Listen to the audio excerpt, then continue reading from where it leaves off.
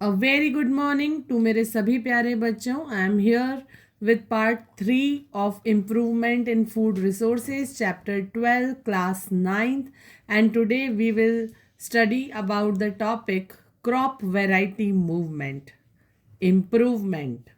So farmers चाहते हैं कि हमारी क्रॉप हेल्दी हो, ज़्यादा यील्ड दें और डिजीजेस से बचें. तो कैसे? Y? Why crop variety improvement is necessary? Firstly, to get good yield of crops, फसलों की, क्रॉप्स की उन्नत किस्मों के लिए, बेस्ड ऑन डिजायर्ड कैरेक्टरिस्टिक्स, जो हम चाहते हैं उन विशेषताओं के साथ फसलें हमें मिलें. उच्च किस्में, हाई यील्ड, डिजीज रेजिस्टेंट, बीमारियों से बचाने वाली फसलें, रिस्पॉन्स टू फर्टिलाइजर्स का गुड यूज़ करने वाली और अच्छी क्वालिटी वाली, गुड क्वालिटी वाली क्रॉप हमें मिलेगी. उसके लिए हमें क्रॉप वैरायटी इम्प्रूवमेंट करना ज़रूरी है. यानी वो ट्रेड्स चाहिए, वो सारी कैरेक्टरिस्टिक्स चाहिए जो क्रॉप को हीरो बना दें. इसमें सबसे पहले हम देखते हैं हाइब्रिडाइजेशन. क्या है ये हाइब्रिडाइजेशन?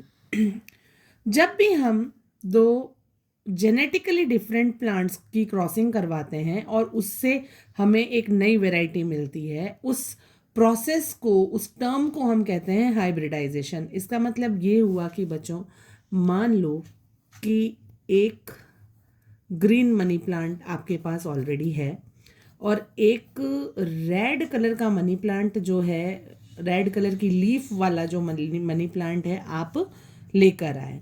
दो मनी प्लांट्स आपके पास अलग अलग हैं. आप क्या करते हो? इन दोनों का क्रॉस फर्टिलाइजेशन करवा देते हो. और जब आप इन दोनों प्लांट्स में फर्टिलाइज करवा देते हो तो आपको जो थर्ड वैरायटी मिलती है वो ग्रीन और रेड का कॉम्बिनेशन होता है.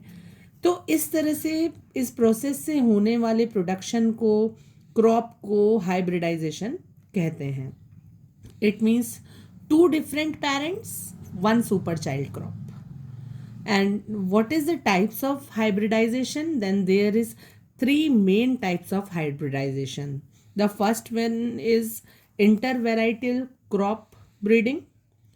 It means दो तरह की क्रॉप्स हैं लेकिन स्पेसिस सेम है, यानी कि सेम स्पेसिस से, एक ही जाति की सेम स्पेसिस से बिलोंग करने वाली दो अलग वैरायटी की क्रॉप, वो है इंटरवैराइटल क्रॉस ब्रीडिंग. इसका मतलब फैमिली सेम है, लुक डिफरेंट है, बेस्ट कॉम्बिनेशन. सेकेंड टाइप होता है inter specific cross breeding. Inter specific cross breeding का मतलब है बच्चों, एक जीन्स के, एक स्पेसिस के नहीं, एक ही जीन्स के दोनों प्लांट्स में क्रॉस, यानी जातियां अलग अलग है पर खानदान सेम है. इंटरजेनेरिक क्रॉस ब्रीडिंग की बात करें तो बिल्कुल अलग अलग दो डिफरेंट जेनेरा के प्लांट्स के बीच में क्रॉस की बात हो जाती है. इसका मतलब अब तो पूरा फैमिली ट्री ही बदल गया. Now here is another topic क्रम, that is factors from crop variety improvement. It means अब हम क्रॉप वैरायटी यानी कि जो फसल की किस्में हैं उनको इम्प्रूवमेंट करने के लिए कौन कौन से फैक्टर्स ज़रूरी होते हैं इसके बारे में पढ़ेंगे. जिसमें पहला फैक्टर होता है हायर यील्ड.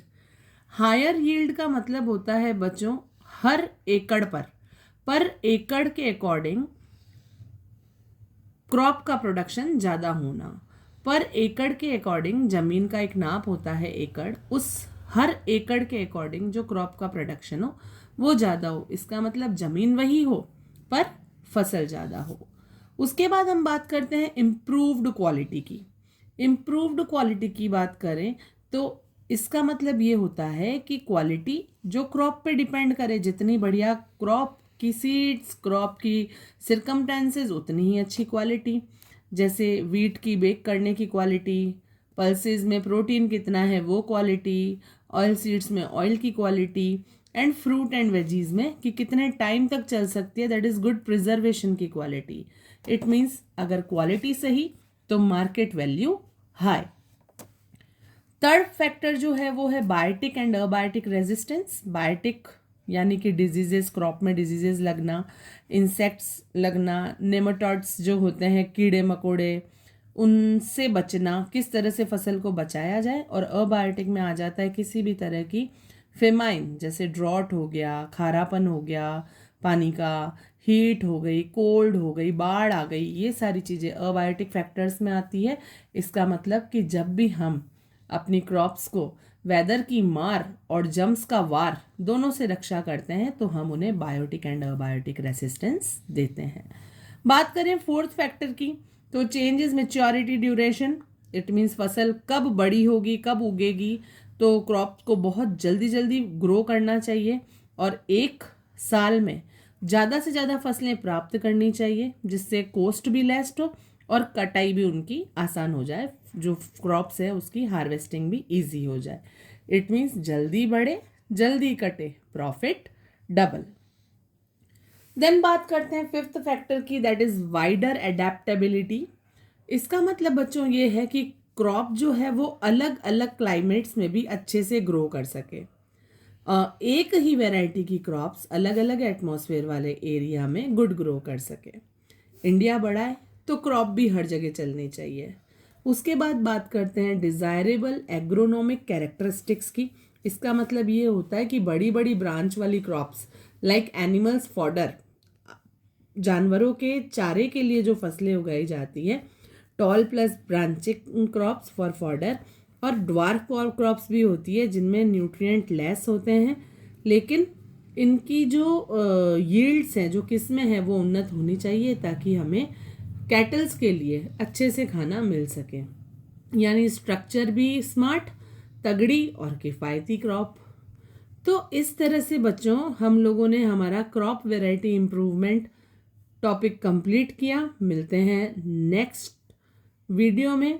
तो जो और मैं इस वीडियो में आपको ये बता दूं कि ऐसे ही सुपर क्रॉप्स बनती हैं, स्ट्रॉन्ग, फास्ट और हेल्दी।